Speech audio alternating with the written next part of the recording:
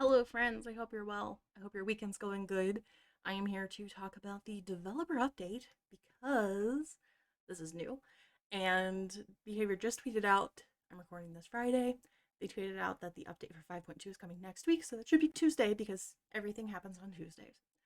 So, I wanted to talk about this because it comes with a big change, and that is skill based matchmaking.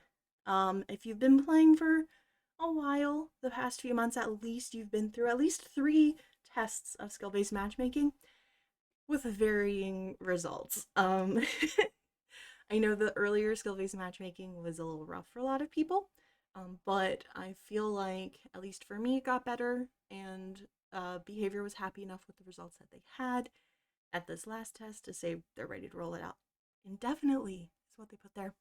So, let's see. The most recent skill based matchmaking test resulted in fairer matches across the board for all players of all skill levels, especially low to mid skill players. High skill players would see the most variance in their matches due to low number of players with high rating, though their matches would still be more consistent compared to rank based matchmaking.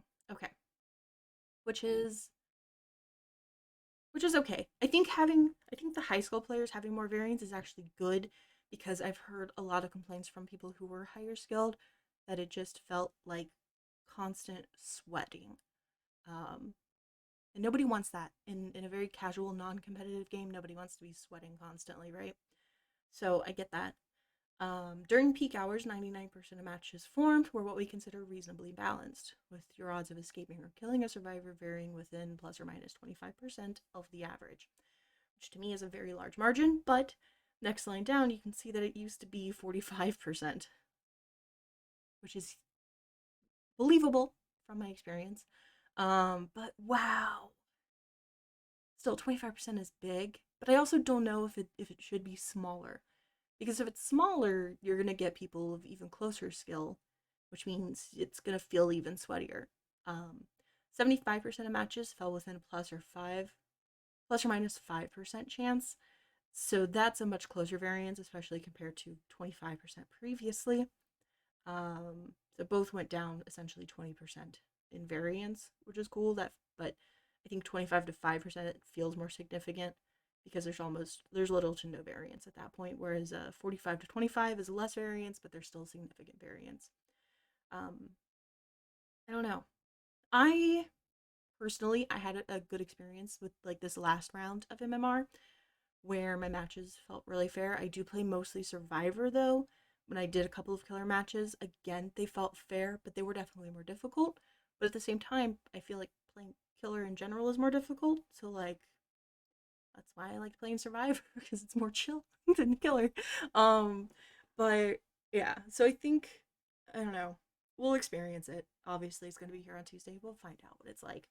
Um I feel more confident than I think a lot of people I see on Twitter feel, which is unique. But let me know in the comments how your experiences were if you did play during any of the tests, and how if you're looking forward to this, if you're dreading it, because I know there's a lot of opinions on either side. It's a lot of people who just don't care. A lot of people are really looking forward to it. I like the idea of each killer essentially having like their own rank or MMR. Um, I really like that idea. I think that's a great idea. But I've also heard that the execution on the killer side is not that great either. So I don't know. We'll find out when we go to play it because there's no turning this off after it's here. Yeah. A skill-based matchmaking will also allow us to collect more data statistics for our design team to work with. Seeing how a perk or power performs among the top 5% of players, this data will allow us to make more meaningful tweaks and balanced decisions in the future, which that's cool. Um, I think balancing for the top players is definitely the best choice to make, but I also hope they're careful with it because, like, I don't know. I like the variation of skill ceiling and power that we have with different killers. I get that, like, the top 5% of players are going to always be going against, like, Nurse, Spirit, and Blight because that's what makes it up there as killer. But, I don't know. Like, I think this is good. I'll be interested to see like what changes they actually make from the data. I think that's interesting. I don't see how they weren't getting that data already, though. I don't know. Anyway, this next piece they mentioned in January, and that's rewards. So on the 13th of every month, as usual, rank will reset, but instead of going back a level, you're gonna go, everybody goes back to Ash 4, which is the new grade. Ranks aren't a thing anymore, but essentially rank 20. Everybody goes back, and then however far you made it in that past month, you're gonna get up to 250,000 blood points. If they go by the information they provided back in January, it's gonna start at 10,000 if you just don't move at all. So 260,000 from either side, up to 500,000 if you play both sides and get to rank 1. Sorry, iridescent 1 for either side. So yeah, the grades. They changed the colors. It's now ash, bronze, silver, gold, iridescent with 1 to 4 for each of those. They also reduced the number of pips you can actually lose, so you should be ranking up a lot faster, which is fine. I'm cool with that. Previously, I thought that they should just not have a black pip at all option. It should be you pip or you don't. You pip or you lose pip. Sorry. But that was when matchmaking was based on rank. Now that it's no longer rank, it's irrelevant. This is just a pretty badge. It's weird to me that they're going with these choices though, instead of I liked like the brown, yellow, green, purple, red because it like matched items and add-ons and stuff. I liked that. I thought that was cool. It was very unique. This is still a little bit unique, but yeah, I don't know.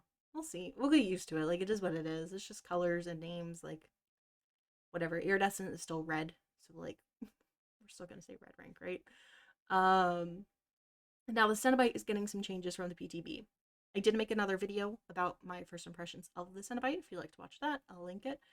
But let's see. So we're thrilled to see so much excitement for the Cenobite. He was really cool. I loved playing him. I loved going against him.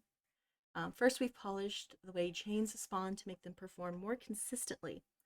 We fixed an issue which could cause chains to spawn behind obstacles and corners and immediately break as soon as they would connect. Good. Not good that it was happening. That was actually really frustrating. You pretty much cannot play him on an indoor map. Like, it was stupid. um, Additionally, if a chain fails to spawn, so the system will now attempt to spawn another chain much sooner. So if it's going to try to spawn it in a place that it can actually hit the survivor without immediately breaking on an obstacle, if it doesn't find a place, it seems like it'll just look for another spot to spawn from instead. Finally, if a chain is broken by the environment or the Cenobite himself, a new chain will spawn considerably faster than before. That's good. It's weird that he can still break it himself, but it's good that it spawns faster.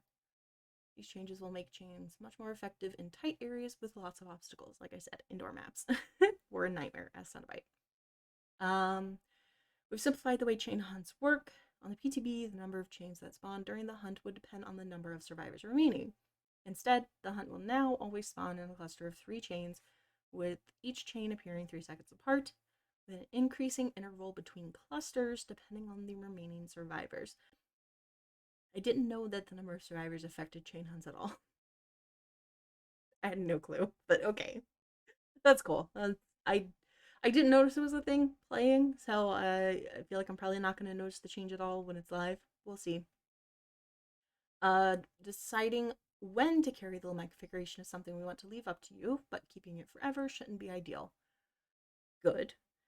In the PTB, the survivor carrying the box would have a chain spawn and attempt to latch onto them every few seconds while they were interacting with something. Yes. This would slow your progress down, but could be worthwhile trade-off for preventing chain hunts entirely. Yes, I did that many matches. As soon as I learned you could do it, I was like, I wanted to test the limits of like how much I could endure. I was hoping a Cenobite would bring Ruin and show me how annoying it was trying to do a gen with Ruin while holding the box, but nobody ever did. So, because I was like, Ruin might be the best counter for this, but nobody ever brought Ruin. We're changing the limit configuration to only pause the timers of the other survivors, but not the carrier, so it'll still count for you. Cool.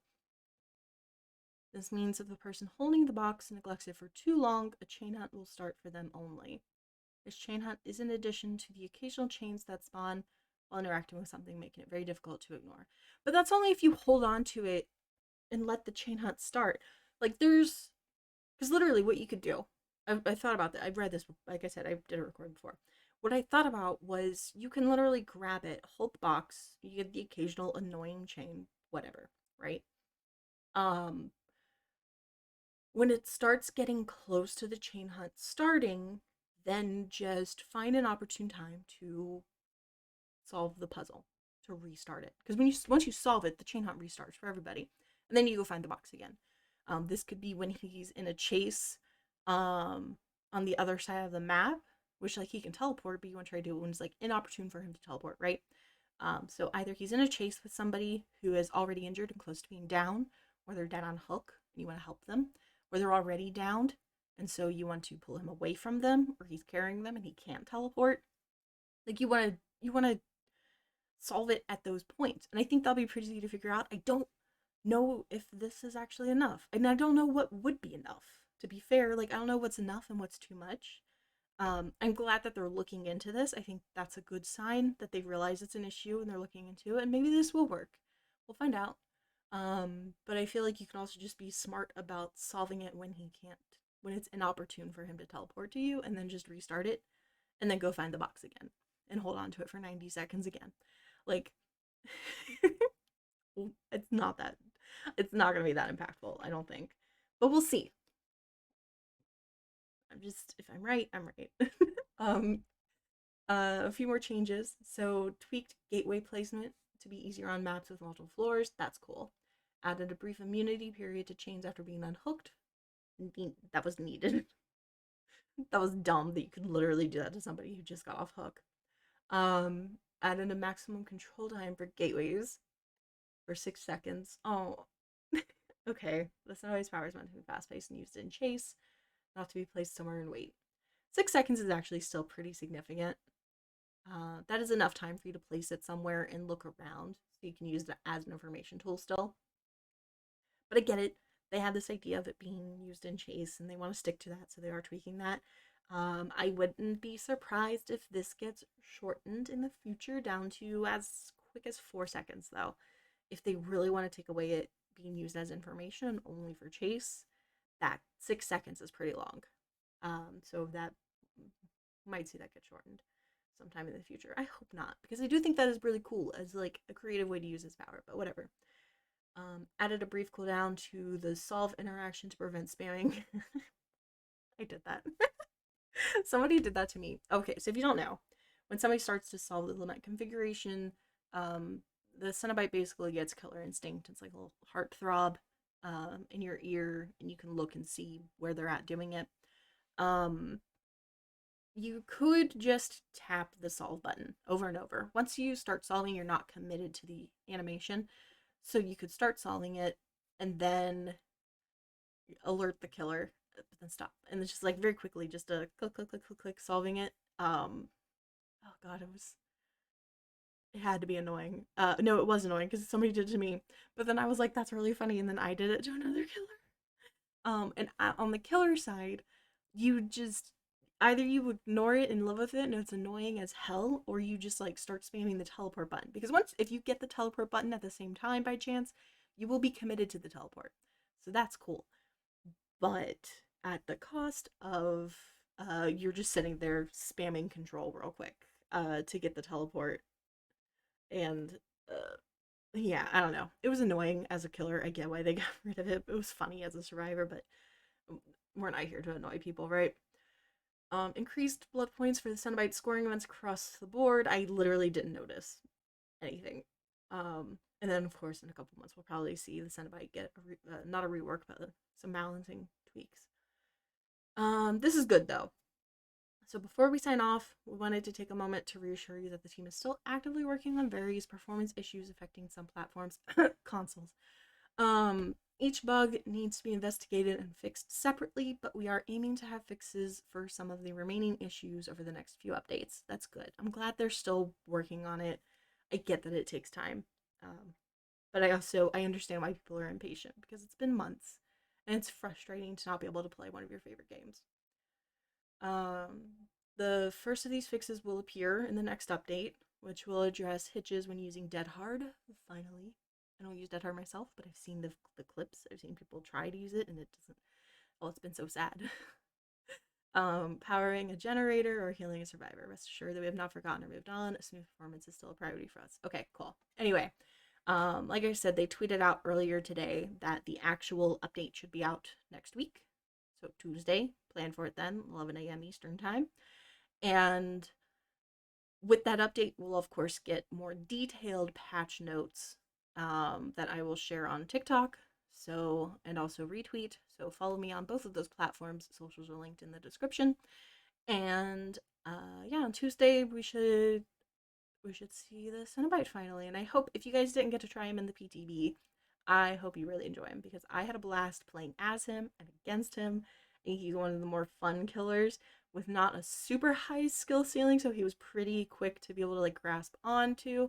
But it still wasn't like super easy either. Like there was still some challenge with his chain and stuff. So, but he was very fun and I enjoyed it. But yeah, let me know in the comments how you guys are feeling about matchmaking. I know it's a pretty contentious topic. Some people love it, some people hate it, some people just don't care. I'd love to hear your opinions. And I will see you all later in the fog. Bye!